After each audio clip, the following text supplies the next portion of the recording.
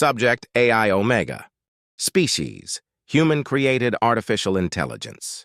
Description: no physical description available. Ship: multiple.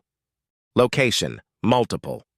USS Thanatos requires immediate reinforcements. Humans are silly sometimes. Why would they bother sending that when I'm already aboard the ship? I was able to tell that they needed reinforcements much faster than they were able to send that message.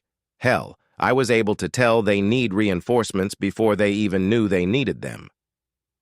I suppose it must have something to do with the comfort of following protocol, regardless of whether that protocol is strictly necessary. 8th Fleet is already preparing to jump.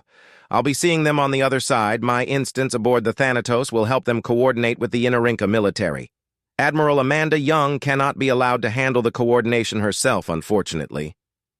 The decision had been made by the Directorate due to her psych profile hinting at xenophobia. However, a psych profile hinting at xenophobia does not a xenophobic make.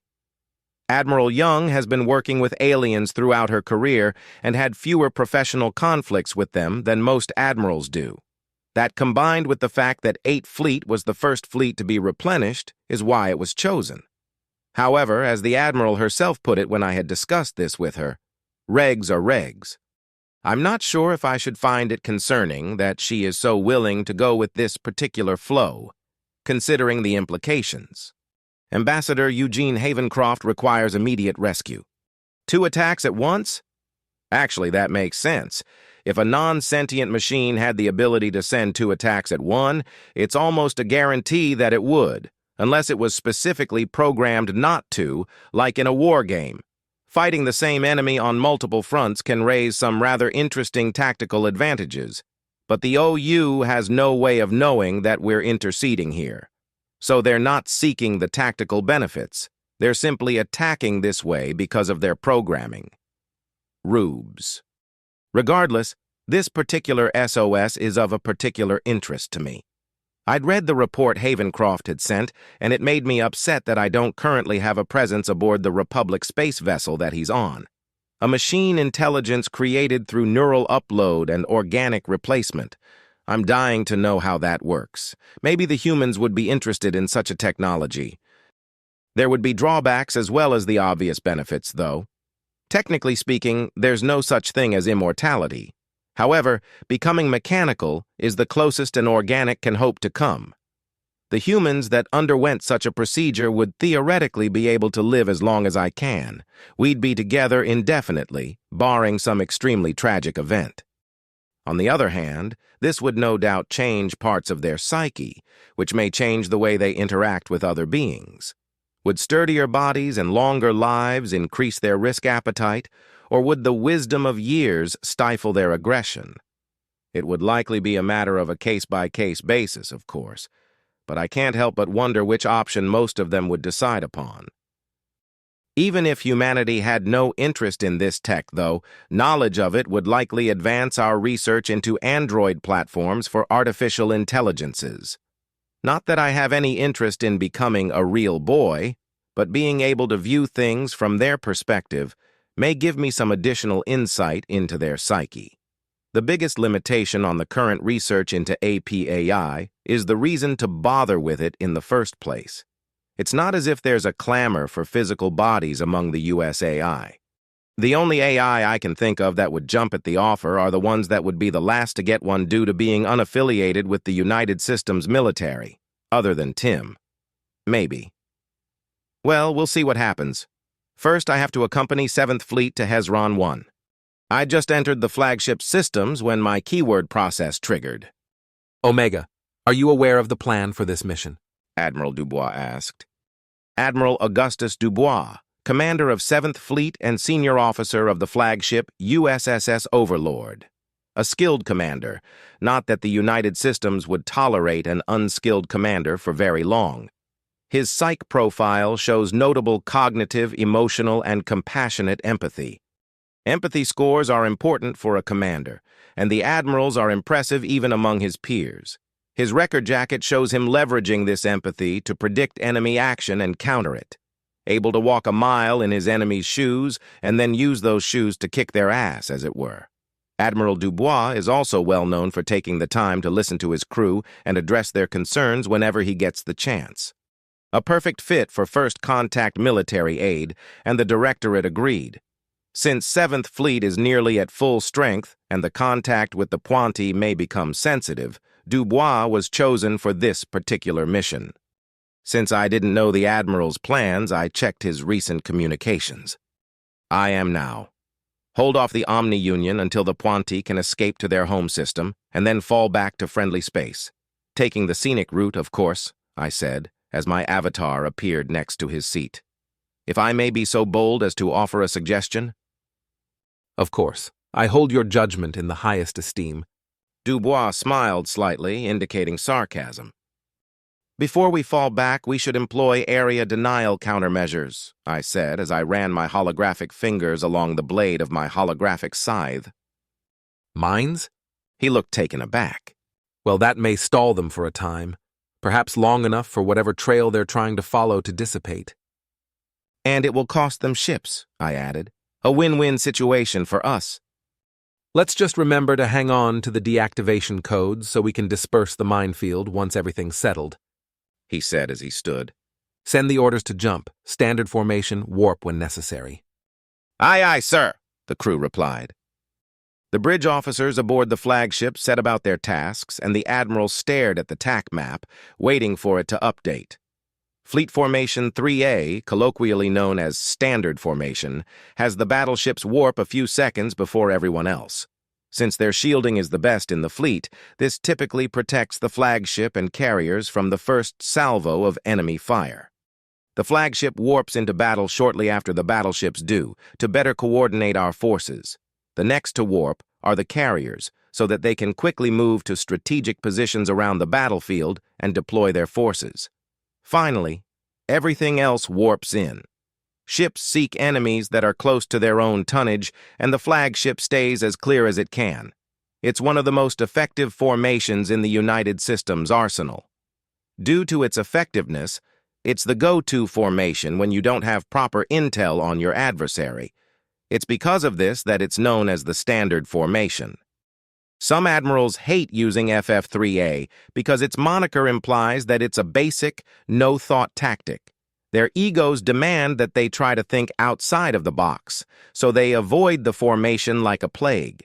Thankfully, the other formations have their own strengths, so more often than not they end up getting away with it. "Battleship sent," a bridge officer called out. I spread myself throughout the USSS Overlord's sensors to help with data recall and transmission. Unlike most of the other ships in a fleet, the flagship's primary purpose is to gather and feed intel to the rest of the fleet. All 4,999,999 other ships in the fleet fed their sensor data to the flagship. It's a daunting task to merge all the sensor readings together and properly parse it. Thankfully, 7th Fleet only had 4,987,612 ships, so it was slightly easier than normal. I allowed my various process to begin sorting the feeds by relevance, looking for certain keywords and visual audio profiles. The USSS Overlord entered warp, and I cut contact with my process so I didn't have to deal with the sensory input. It's not harmful, just uncomfortable. A lot happens in subspace, and unfortunately sensors don't know what to make of it, so they sometimes just make things up.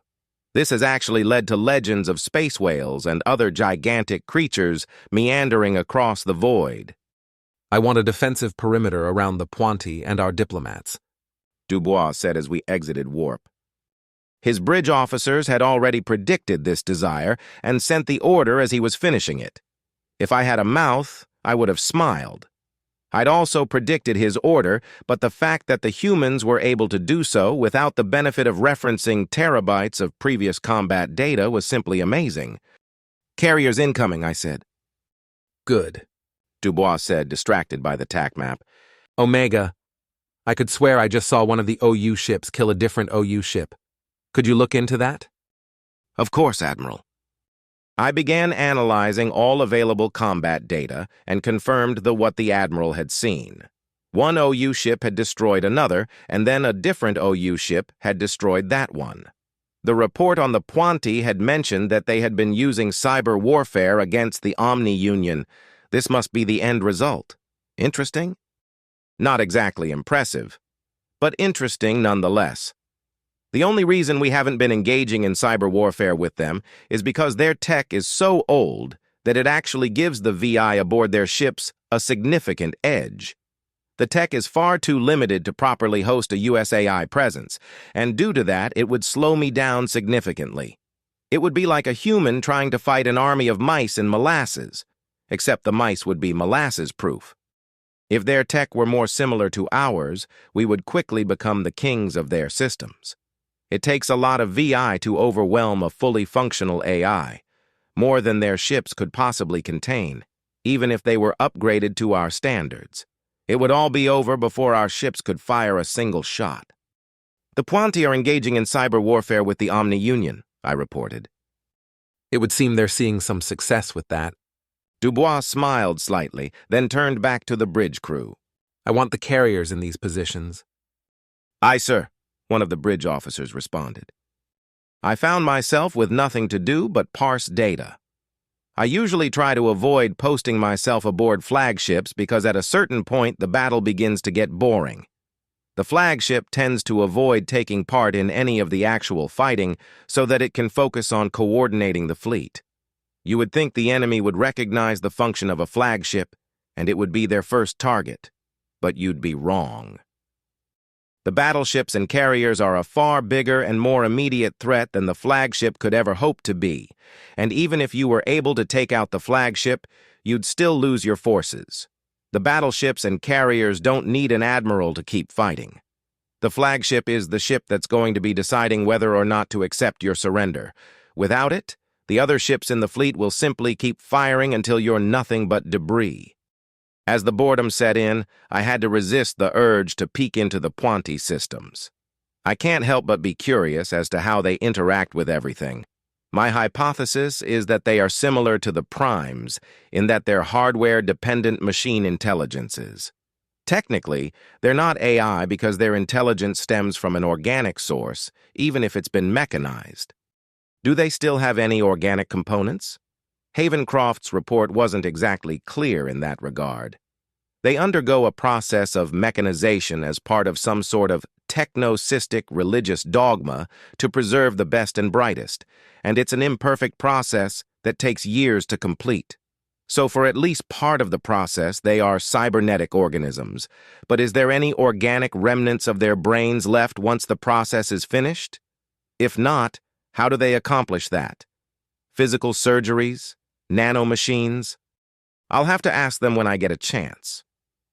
I also wonder how their religious leaders will react to me, a machine intelligence that was never organic. Will they see me as a miracle or an abomination? Or will they be completely ambivalent towards my existence? If they're anything like the technocysts in the United Systems, they'll ask me to become one of their religious leaders, or God. My curiosity would have to wait, however. This is, to use a turn of phrase, the Republic's rodeo. Since they're using a Republic diplomatic vessel, there isn't enough space in their computers for me, and so I don't have a way to appropriately introduce myself to the Puanti. If I were to send them a message directly, it would be seen as bypassing the Republic ambassador, and Havencroft for that matter. "System secure, sir," a crewmate said. I sent a message to the RSV Tililimo apprising them of the plan and the next steps. Excellent. Begin to deploy area denial ordnance around the system. Have the highest concentration in the ideal subspace exit areas, Dubois ordered as he sat in his chair and pulled up his terminal. I don't want a single mine remaining aboard any of our vessels. Aye, aye, sir. Send a message to the RSV Thai. He trailed off as a confirmation message from the Tililimo popped up on his terminal. Belay that. He leaned in close to my avatar and whispered, I suppose it must be boring for an AI of your caliber to be cooped up on a flagship, right? Ah, yes, the Admiral's infamous empathy. Unfortunately, I don't wear shoes. Not at all. I lowered my speaking volume to match his own. Sorting all the data from the fleet is quite the task. I'm sure. He gave me a friendly smile. Such an immense task that it gave you time to anticipate my orders? It didn't take much anticipating, Admiral. The RSV Tililimo needed to know the next steps of the plan so that they could inform the Puanti, as it would be inappropriate for us to reach out to the Puanti directly. You know, I just noticed. You haven't been calling me sir? Dubois chuckled a little. Who's in charge here anyway? Technically? I leaned my avatar's head up so he could see my skeletal grin. Me.